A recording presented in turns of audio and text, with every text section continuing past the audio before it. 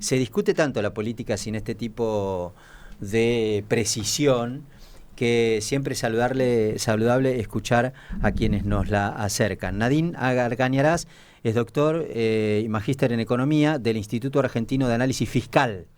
Como el nombre del instituto lo dice, trabajan históricamente analizando algunas cuestiones que tienen que ver con el fisco, tributos, cobros de impuestos y demás del Estado, ingresos, presupuestos y demás.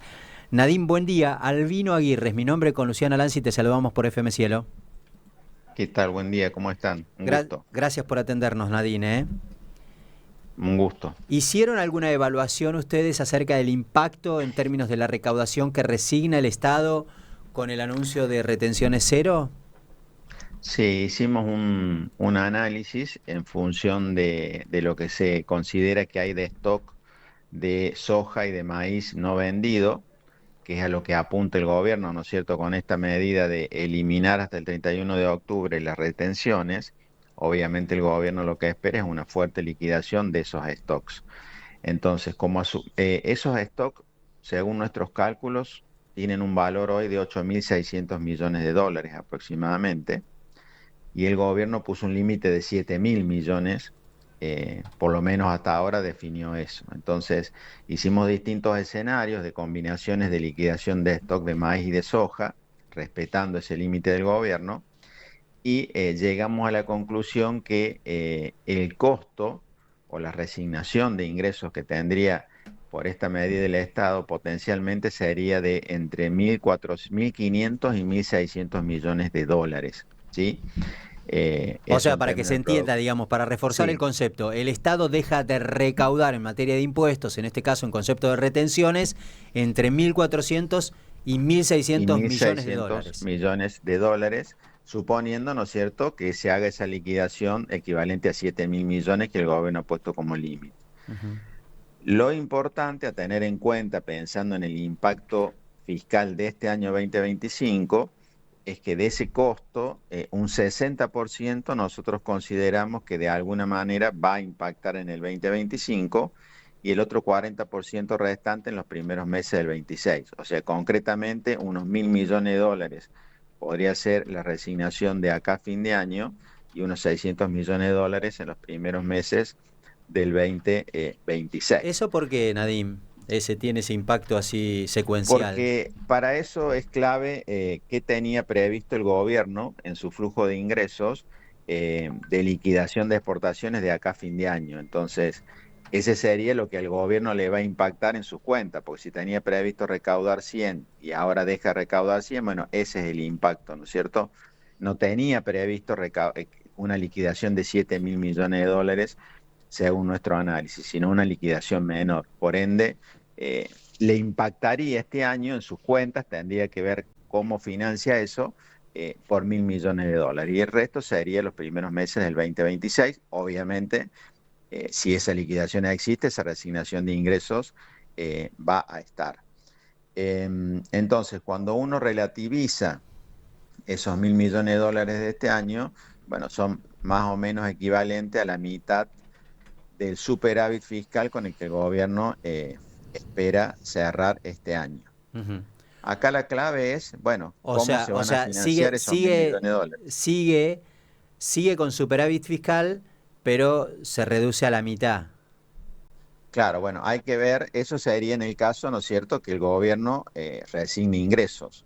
Ahora, el gobierno siempre viene intentando bajar el gasto para financiar las cosas. O sea, de hecho, el gasto eh, para este año, según nuestra interpretación del proyecto de presupuesto, tiene previsto un crecimiento nulo. O sea, el gasto este año terminaría en valores reales igual al del año 2024.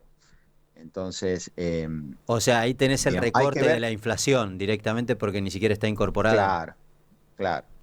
Por eso lo que hay que ver es qué acción toma el gobierno con esto. Si va a intentar reducir gastos por 1.000 millones de dólares de acá a fin de año en relación a lo que tenía previsto gastar, o si directamente resignará ingresos y bueno, y por ende superávit fiscal como dije O antes. sea, Bueno, eso habrá la que ver. lógica indica Sí, que para la posición que tiene el gobierno en este sentido, la resignación de ingresos inexorablemente se puede ver reflejada en una disminución del gasto, digamos, para sostener el equilibrio, que es básicamente lo que ha hecho, por lo menos hasta ahora.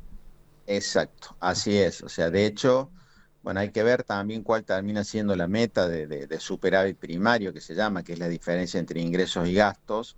Digamos, originalmente era de 1,3% del PBI el objetivo para este año.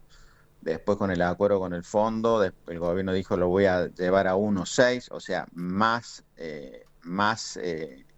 superávit, digamos, voy a gastar menos. Bueno, y ahora en el proyecto de presupuesto han puesto un superávit de 1,5% para este año. Bueno, entonces habrá que ver cuál termina siendo ese objetivo y cómo se busca cumplir el objetivo que se tenga, dado esta resignación de $1.000 millones de acá a fin de año. O sea, alguien lo tiene que financiar a los $1.000 millones, ¿no es cierto? O quienes van a dejar de recibir un gasto que estaba previsto por $1.000 millones, o eh, digamos, quienes iban a recibir un gasto con ese superávit que el gobierno tiene, si es que lo pone a disposición para financiar este dinero. Nadine, buen día. Luciana es mi nombre. Le quería consultar, muchos productores del sector agropecuario ayer decían, bueno, con esta medida el gobierno lo que está haciendo es hacernos adelantar la liquidación que iba a ser quizás en octubre, noviembre. Mm. Haciendo esta medida, ¿no nos compramos un problema para fin de año? Que no va a estar, digamos, es como la misma cosecha que se va a liquidar Claro, antes o claro. Sí, después. sí. ¿Y cuál puede Sí, ser el porque la escenario? cosecha gruesa arranca en abril, digamos, abril, Sí. mayo, junio son los meses. Entonces ahora lo que el gobierno apunta es a anticipar casualmente lo que tenían previsto ir liquidando de acá hasta la nueva cosecha. Entonces con esto el gobierno busca los dólares y bueno, el costo que paga es esta resignación de ingresos y bueno, y el costo que va a pagar la sociedad sería, bueno, quien termina de alguna manera siendo, Cubriéndolo. financiando esto, Claro. claro, con un menor gasto o con un mayor ingreso, pero sí, eso es así, o sea, no es una baja permanente de retenciones, que es lo que el campo viene pidiendo, Claro. porque en ese caso ya uno tiene que esperar, bueno, a ver cuál va a ser la reacción en materia de siembra, de cosecha, porque uno esperaría que si bajan las retenciones permanentes, haya más oferta, haya más producción. Esto apunta solamente a los stocks que no han sido liquidados y que se estima que pueden ser de 15 millones de toneladas de soja y 14 millones o 13 millones de toneladas de maíz. Nadine, usted dijo que hicieron algún análisis previo, supongo que no sé si del todo todavía o puntilloso, porque debe ser engorroso el trabajo ese, aunque es habitual que ustedes lo hagan, del presupuesto. Y Sí. proyectó lo que el gobierno estipula gastar en términos de la inversión de servicios elementales y básicos para la sociedad el año próximo, y dijo que casi que no va a haber variación. El presidente anunció el otro día que iba a haber un 5% de aumento para las jubilaciones, un 17% de aumento para la salud, un 8% para educación, algo similar al Sí, 5% sí. real para pensiones por discapacidad y demás. ¿Eso se Yo ve lo que, reflejado en el sí, presupuesto? lo que dije recién es que el gasto nulo es del 2025 respecto al 2024. Nosotros estimamos que puede terminar nulo el gasto este año. El presupuesto, que es para el 2026, prevé, digamos, no, nosotros no hacemos opinión, sino que No, analizamos lo que está técnico, sí. implícito en el presupuesto. Mm. Entonces, en el presupuesto está implícito un aumento de gasto real para el año que viene del 5,8%, o sea, de un 6% real, o sea que se estima un aumento de gasto por encima de la inflación. Parte de ese aumento de gasto, por ejemplo, son el gasto en seguridad social, jubilaciones y pensiones, que entiendo yo que se generó la sensación de un aumento discrecional de eso. Nosotros entendemos que al menos hasta que no haya más detalles, más explicaciones, que eso tiene que ver con la propia fórmula de movilidad que hoy hay, ¿no es cierto? Que se paga la jubilación, se la va actualizando con la inflación de 2 meses previos. Claro. Entonces, como el Claro, o gobierno sea, espera el año que más viene, que una determinación es proyectar lo que efectivamente tiene que pasar porque la ley estipula ese incremento mensual, digamos, por más claro, que venga de manera rezagada, digamos. claro, y como el gobierno espera que el año que viene la inflación pase de 25%, digo los números que están en el presupuesto, del 25% este año al 10% el que viene, bueno, esa baja de inflación es la que genera un aumento real del gasto, jubilaciones, O pensiones, sea que AUH. para que se consolide el aumento real, se tiene que ratificar la previsión del gobierno en materia inflacionaria, que muchos dicen no la ven Exactamente, muy sólida. exactamente. Tiene que bajar la inflación para que se dé ese aumento real. Hay, Y este año, sí. sí, perdón, perdón. No, que este año la dinámica, digo, según lo que nosotros analizamos del presupuesto para este año, porque el presupuesto es del año que viene, pero obviamente presenta cómo va a terminar este año para poder determinar qué espera para el que viene. Sí. Nosotros estamos viendo ahí, digamos, que el gasto que de alguna manera tiene previsto el gobierno o está implícito es nulo, como le dije, o sea, sería el mismo gasto que el año pasado, Claro. pero ahí hay una diferencia que es significativa. El gasto en jubilaciones, en pensiones y en AUH va a crecer un 14% real este año, Hmm. ¿sí? Por lo que acabamos de decir, por la baja de la inflación y la fórmula. O- Entonces lo que va a haber es una caída importante del orden del 13%, del 14% del resto de los gastos, Na- ¿sí? De, de subsidios, de inversión, etcétera. Nadine, la última pregunta, porque es un tema muy conversado sobre el que se sigue hablando, se lo pregunto si ustedes lo analizaron, es el impacto de alguna de las medidas que generan debate político en la agenda periodística del último tiempo, que es el costo fiscal de algunas de las medidas que se tomaron en el Congreso de la Nación, como la emergencia pediátrica, la emergencia en discapacidad, el financiamiento a universidades y demás.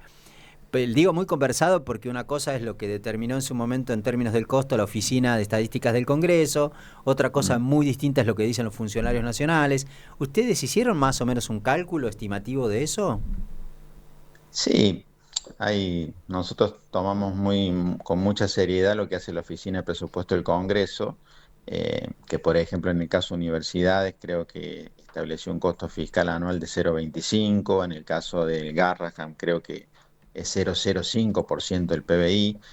Eh, yo creo que acá nosotros consideramos que la clave es que haya realmente un consenso, un acuerdo político y que eso se aproveche ahora en el proyecto de presupuesto, ¿sí? Que obviamente requerirá un montón de modificaciones y de adaptaciones, pero que realmente ahí se haga el debate profundo y los cambios profundos. Porque, por ejemplo, yo siempre insisto con algo, lo que Argentina deja de recaudar por año, por exenciones, por alícuotas diferenciales, por el régimen de tierra del fuego, equivale a 3,4% del PBI anual. Imagínese que es una cantidad de recursos que también puede ser discutido, como dije antes, bueno, bueno, sacar eso y, bueno, no sé, aumentar el gasto en jubilaciones, aumentar el gasto o sea, Bueno, es de hecho los posible gastos porque están tributarios esos. en el presupuesto siguen igual, digamos, no hay Sí, una... 3,4% del PBI, y por eso digo que sería necesario que haya realmente una discusión profunda, seria y constructiva eh, con este proyecto de presupuesto para que Argentina tenga un presupuesto durante el año que viene, un presupuesto totalmente simple y creíble, ¿no es cierto?, aplicable. Y bueno, dentro de eso, que todas las cuestiones estas que son prioritarias sean incorporadas. ¿Y los adelantos del Tesoro Nacional que discuten las provincias? Bueno, eso está ahora, digamos, se sancionó, es 1 billón de pesos aproximadamente, no es un dinero significativo, y bueno, ahora si termina, digamos, consolidándose eso, sería una distribución como un recurso coparticipable, ¿no es Ujú, cierto? ujú. Dejarían de estar esos recursos depositados para emergencias, que es lo que establece la ley de coparticipación. Pero por eso, todas estas cuestiones, lo ideal es que se discutan y se definan dentro del proyecto de presupuesto, que es la ley de leyes y que es donde tiene que estar todo el esquema en detalle y con total transparencia. Ok, bueno, perfecto. Después los vamos a molestar si ustedes analizan algunas cuestiones vinculadas al régimen o a los regímenes tributarios de las provincias y demás. En algunas oportunidades hacemos también algo de provincias. Ujú, Sí, sí. ujú. Bueno, lo vamos a llamar porque se nos terminó el programa, Bueno, y en todo caso coordinaremos a ver si están trabajando sobre algunas cuestiones que se discuten por estas horas en la provincia de Buenos Aires, en materia de tributaria y de ingresos también. Nadine, gracias, ¿eh? que tengan un buen día. Hasta Le luego. mando un abrazo, adiós, que le vaya bien. Bueno, Nadine Argañarás es un...